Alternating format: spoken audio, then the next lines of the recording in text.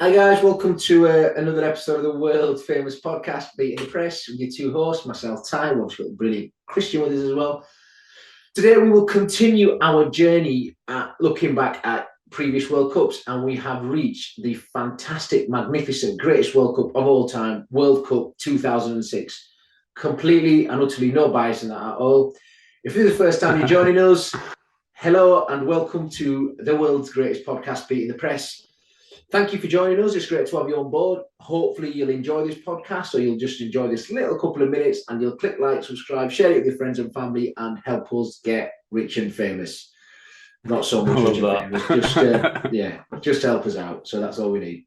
Okay, so World Cup 2006, where to start? I mean, we could start how it finished, which for me, obviously being a huge Italy fan, was phenomenal, brilliant. Best way to win it is a penalty shootout. But we'll start at the beginning. Obviously, as an England fan, England did qualify for the World Cup 2006. They were not as successful as the mighty Azzurri, but they were certainly there. So what we normally do is have a look back at, any major moments in that tournament, have a look at the World Cup, have a look at England, Italy, and just generally go from there. Again, if you've not listened to or heard any of our previous World Cups, please do. Chris will stick a link in there. It's on our channel. It's in that World Cup folder. So I'm going to kick off, Chris, with you. 2006, what do you remember? Nothing. This is a bit of a boring one, so everyone might as well tune out. I don't really think we want to speak about much on this, to be honest. No, this one was obviously amazing for you.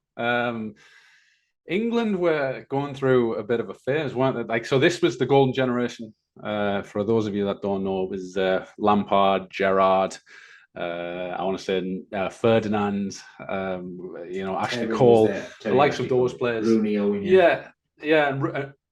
Rooney just came on the scene, and if I remember rightly, the Euros before this one, which would have been Euro 2004, that was the Euros where I probably think that we were closest. If we'd got past Portugal, we could have probably have won that Euros. And that was the Euros where Rooney was absolutely on fire. It was his first ever major tournament and he broke his foot. Portugal went on to, I think they got beat by Greece in the final in that particular tournament.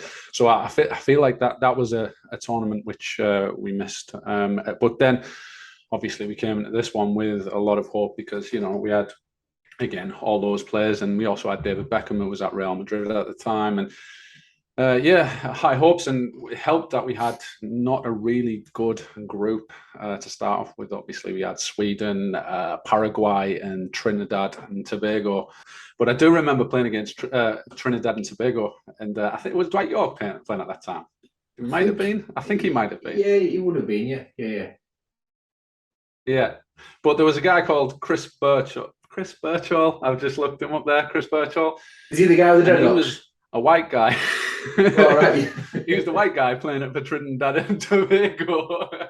And I've just read a little story there about him. And I always wondered, looking back, thinking, it might be a regular occurrence back then. But in the story, it says that he confessed that his mother had a small amount of Trini blood. So he was playing for Wrexham at the time, and he ended up playing against England, done really well in the game, but obviously England ended up getting beat 2-0. But there wasn't really a great deal going on for England in this particular group stage.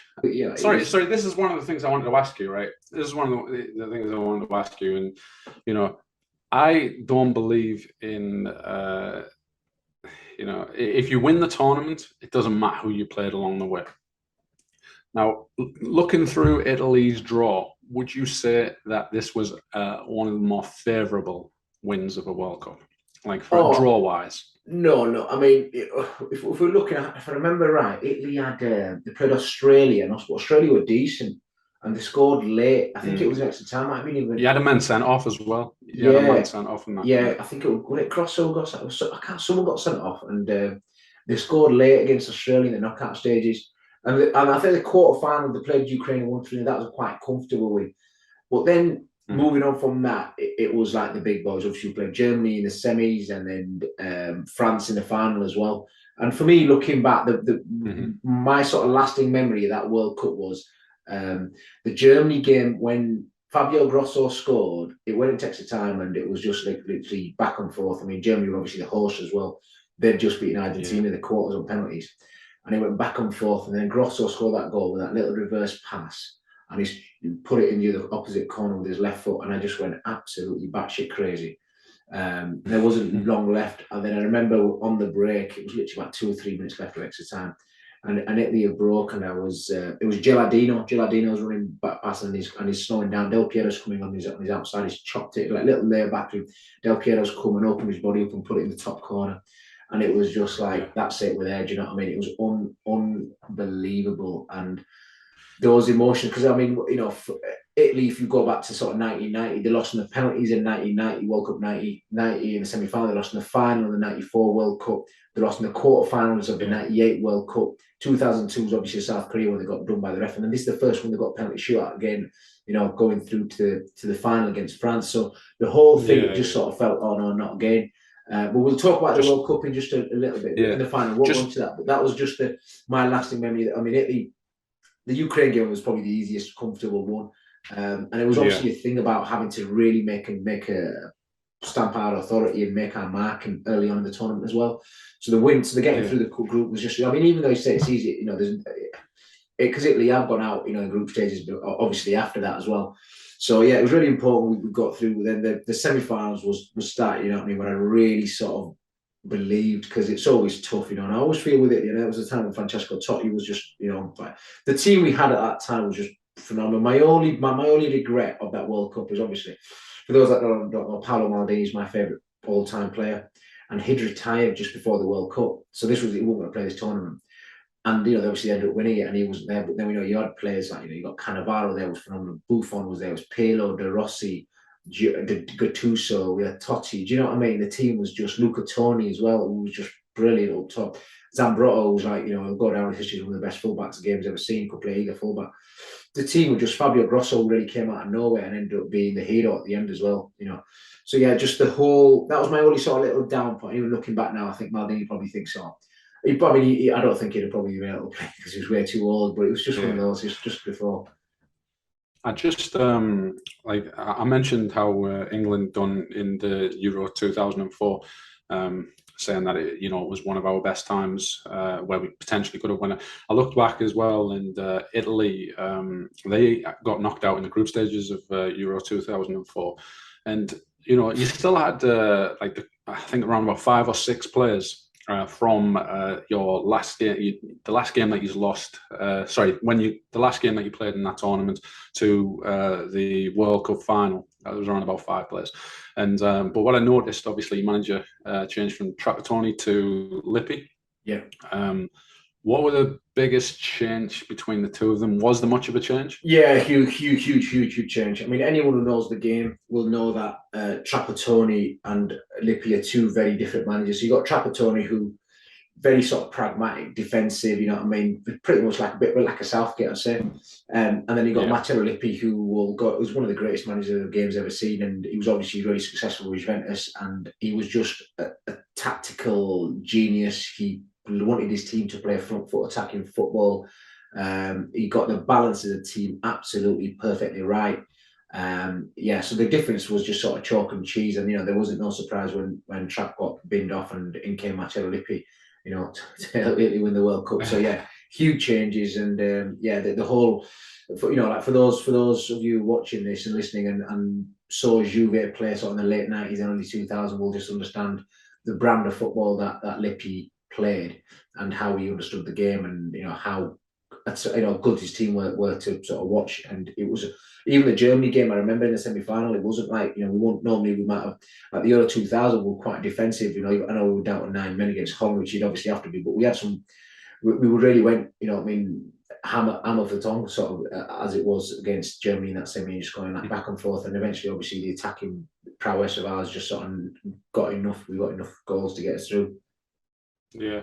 So I'm looking through the group stages, and it seemed like a very expected outcome for the group winners. There wasn't that many shocks compared to the previous World Cups.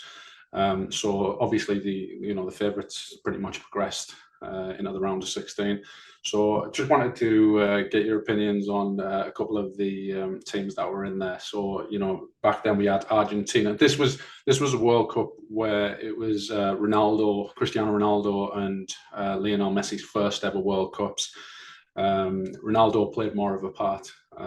He featured more for Portugal. I think he started most games, and Messi was coming off the bench. What are your memories of that particular team? My favourite player, I just want to put it out there, was Riquelme. He was an unbelievable player back then. Argentina went out to Germany. So Germany on penalties. So what do you remember about that Argentina team? Yeah, really good. I remember Maxi Rodriguez was playing for me. Yes. So, I look back at that team, and obviously he played for Liverpool. I can't remember if he was playing for Liverpool at the time, or we might have gone just after. So that sort of he's got one of the goals of the tournament, didn't he? He did. Absolutely. So yeah, just the whole German team from there. I mean, sorry, the German team, the Argentina team was just brilliant. I mean, they had Crespo playing. It was just, absolutely. It was just, I remember, for those that haven't seen play, like people at the time, just looking back as a centre forward, he had probably the best movement as a striker. Do you know what I mean? So they had other players like Roberto Ayala. Do you remember Esteban Cambiasso, played for Real Madrid, left foot, just like I do, really, really good quality player. I think it might have been Cambiasso that probably scored the best goal I've ever seen in a World Cup. Team goal. Yeah, I remember that. Yeah, so it was about 50 passes or something, wasn't it? And it just, I remember that. That was just absolutely. Yeah, and that wasn't this World Cup. Yeah. So I mean, Argentina came up against Germany, but Germany weren't great. You know what I mean? In that, I think it was one of these. That might have been the first one that Joachim Löw took over as well. And Germany, they had an okay team, but they weren't like great. If we're looking at it, they had like Ballack, Klose. I mean, I know Klose has scored so many. Oliver Neuville. They're not like your Thomas Mutter, not Thomas Mutter, like Lothar Matthäus, Jürgen Klinsmann, that sort of like real heroes of yesteryear. So the whole team was obviously slightly unbalanced, you know what I mean? But they managed to get through there, and you do think part of that was also because of the fact they were at home. That home, the whole home advantage did make a difference, So I'm just trying to think. I know they had Schweinsteiger playing from Klose, Ballack, Philip Lahm was there as well. Mertesacker, Podolski were there. I think Oliver Kahn was on bench as well because he was really good because Jens Lehmann was the main keeper. But then I think Argentina were good, but not. They were good, but again, the balance wasn't right. I mean, the defense they had like Heinz and Colaccini, which they were not amazing. You know what I mean? Mascherano was playing, Crespo, Riquelme as well, like you said. Tevez were playing as well. But then you've got like some really Saviola on the bench, Gabi Milito, Pablo Aimar, Messi. I mean, Argentina always going to be blessed with like loads of players. You know what I mean? So it wasn't just those players that we mentioned. So they were, Argentina's problems over the years have always been really good going forward. It's just been the defensive team hasn't been great. But yeah, so then when they got to the sort of semi-final, that's when they got knocked out against Germany. But we'll just move on to England because I think it was they obviously got knocked out by Portugal in the quarters on penalties, wasn't it? Yeah, it was. And sorry, go on. Yeah, so that was a game where, again, I feel like if we'd have got past that, we'd have got absolutely mullered by the rest of the teams that were in it. This wasn't one of those where we were expected to win it. It was a very strong last eight. We had, I think Ukraine were only the weakest team in there. You had Germany, Argentina, Italy, England, Portugal, Brazil, and France. And the winner of England and Portugal went up against Brazil and France, and I think that's where our journey would have ended regardless. But yeah, it was a game, obviously, where Rooney. It's funny with all these. We've covered all of these World Cups so far, and there's always seems to be like a redemption arc. We thought of Brazilian Ronaldo when he went back and won it, and then we thought that this was going to be Rooney's because, of course, 2 years earlier, he went off injured when we got beat by Portugal, and this was obviously his time to shine. And then I think it was a very tight game, and it got to around about the 60th, I want to say, might not have even been half time actually, but at some point, Wayne Rooney gets caught up in a bit of a tangle with a player, and I can't remember who it was. It might have been a Chelsea player from what I remember, and he just stamps out on him out of nowhere. Was it Cavalier? Might have been Cavalier. Yeah, I think it was. Yeah, and he just stamped on him out of nowhere, and that was it. That was England's hopes well and truly done, because he was the talisman. That was when Rooney and Ronaldo were at a level, and they were both, both at Manchester United together. They were both flying high, and that was the end of any hopes. But we did fight it out, and we managed to get it all the way to penalties. But just a note on that was obviously the moment where Ronaldo winks at the camera. I can't actually remember what Ronaldo did. But anyway, so it got to the penalty shootout, and obviously Cristiano Ronaldo ended up stepping up as the final penalty. And just like back there. Do you remember the penalty shootout when England brought Jamie Carragher on because he'd scored all the penalties in training? You know why I remember? Yeah, you know why I remember that penalty shootout? Because both Liverpool players missed it. I thought, I'm going to get so much shit from my mates. But yeah, Steven Gerrard missed his penalty because they missed as well. So Steven Gerrard missed his penalty, and then Jamie Carragher, he had to take his penalty twice. So he missed his penalty, and obviously Ronaldo stepped up. And just as Ronaldo is never good. I was actually watching it with my grandma at the time, and she says he fancies himself too much to miss. And I was thinking, what are you on about? It's just right. It just stanched the top corner. I was absolutely devastated. So that was the end of our journey. And then obviously Portugal went on. And now obviously Portugal were, as we mentioned before, they were cruelly runners up against Greece in the Euros. That team, it was functional. It wasn't as good as what it is now, but what do you reckon back then? Of who? Sorry, Portugal. Yeah. I mean, they had feet. It was all right. It wasn't amazing. It was just one of those teams that you sort of knew they'd get to the quarters and semis and they'd lose because they never had that. They always felt with Portugal they never had like a proper centre forward or a striker. I mean, at the time Cristiano was playing on the left wing. He wasn't like a centre forward like he is now. I think they got to where they got, and it would have been. France and Italy, to be fair, both teams neither were fancied massively before the tournament. Yeah. They thought Brazil. I mean, Brazil's team. If I'm just, when they played, obviously they played France, and I mean they had Dida, they had Cafu, Roberto Carlos, Lucio was centre half for them, and then they had Ronaldo, Ronaldinho, Kaká. They had Gilberto Silva and Juninho Peckenbauer, the guy who scored all the free kicks, from yesterday. They had an unbelievable team. The team was just ridiculous. I think Rubinho was on bench. Yeah, Rubinho was on bench in that game. But then if you look at the French team wasn't amazing. It was like Barthez, Abidal was there, Vieira, Zidane, obviously, Makelele, they had Forum Malouda, who wasn't it wasn't amazing or anything. Henry, Thuram, Ribéry. They had some. I mean, obviously, it's good, great players, but at the time they were never sort of fancied to really kick on and do really well. So they played Brazil in the quarters, and that's when Henry scored, and they went through the semis. What I noticed about both of those teams there, especially Brazil, because you never really found that with Brazil, but the balance on that Brazilian team is probably the best that you're probably ever going to get, especially with those two midfielders in there. France, strong as always, obviously went on to knock out Portugal, and then you guys played against Italy. You've obviously mentioned a little bit about that.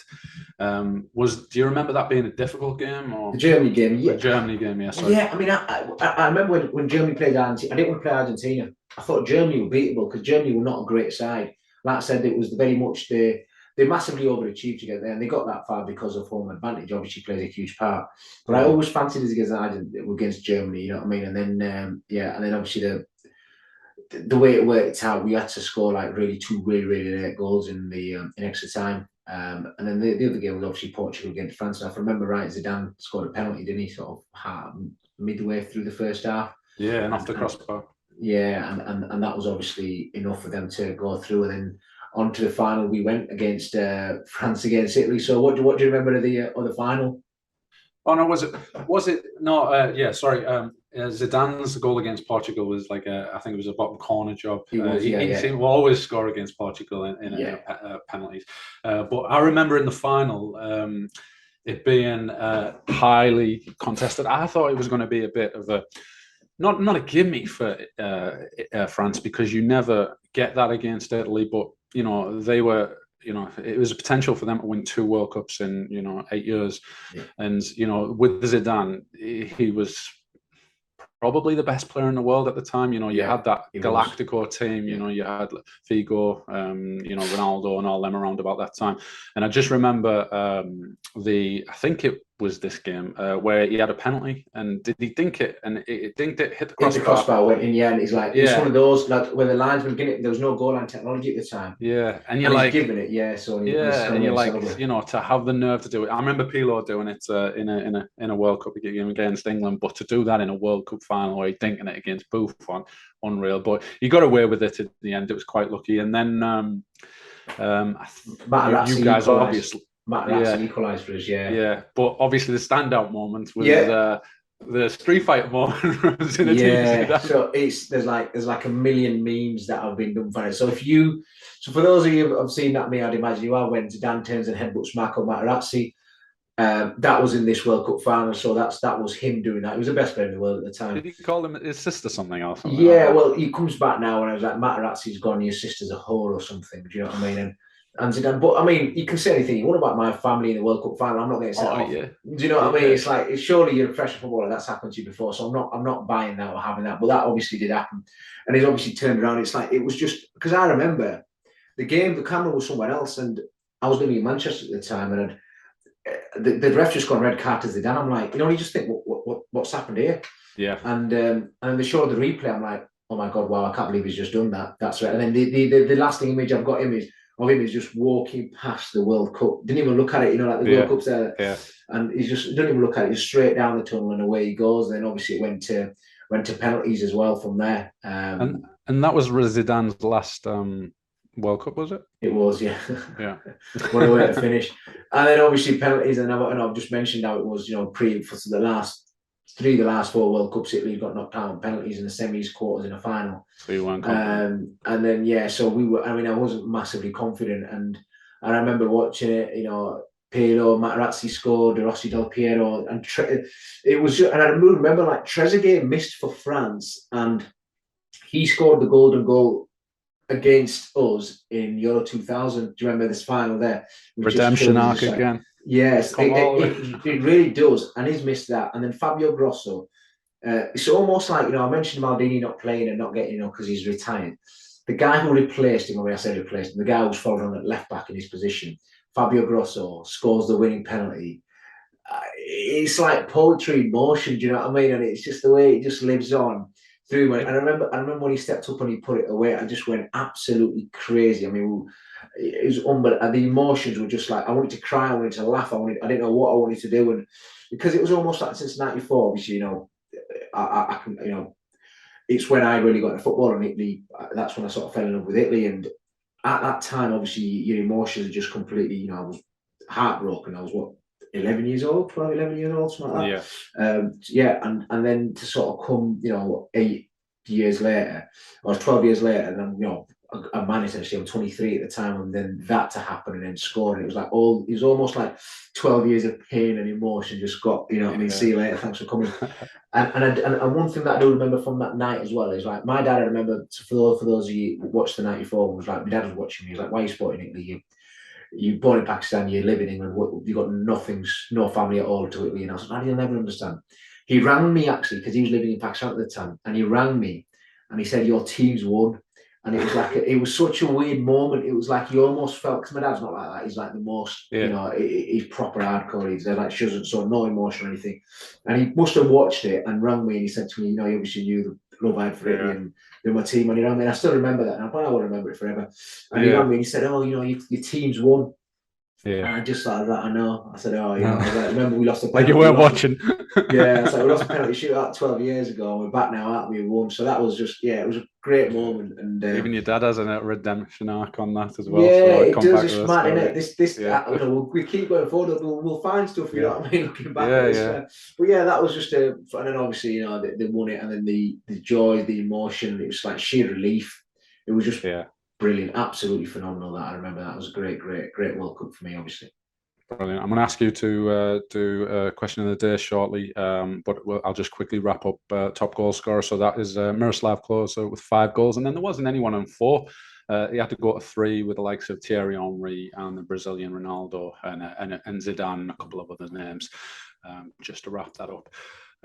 So the next World Cup is going to be the start of the Spanish. We didn't actually go over the Spanish, but we will go over them thoroughly in the next episode because they are about to take over our podcasts for the next one.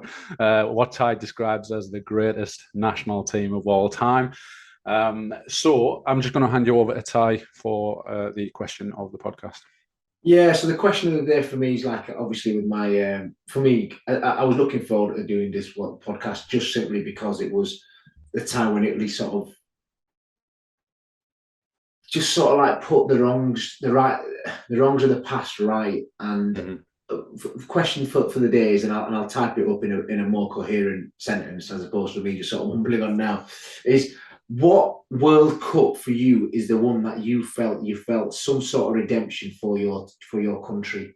I mean, I'd imagine most fans are England fans here, but it might be something else. I mean, it could, the sort of things I'm thinking about is Stuart Pearce in Euro '96 when he scored that penalty, and it's like sort of redemption from David Beckham against Argentina. So that sort of thing. So what's the World Cup and moment that made you sort of think, yeah, that's the one? It's like getting that's a bit of comeback.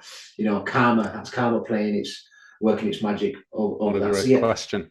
Great question. It's not one of those that we just make up on the spot, is it? It's a proper one, that. That's a proper question, though. Yeah. No, but like I say, next one will be World Cup 2010, the greatest Spanish team of all time, and Ty is going to tell you why on that. Also the loudest. Also the loudest, yeah. So, as always, we say if you've got to this point, smash that subscribe button if you want to see more of our content. Hit the notification bell, and you'll get a little notification every time that we post a video. So, with that being said, 2006, good World Cup. Was it the greatest? No, it wasn't the greatest. No, it wasn't the greatest. So, one thing you'll find out about me, I love Italy, I love Liverpool. But I always think I'm quite rational when I make decisions, even when it's, it wasn't the greatest World Cup by any stretch of the imagination. It was a good World Cup, not the greatest, in my opinion. Good stuff. Right, guys. See you next time. See you guys. Bye.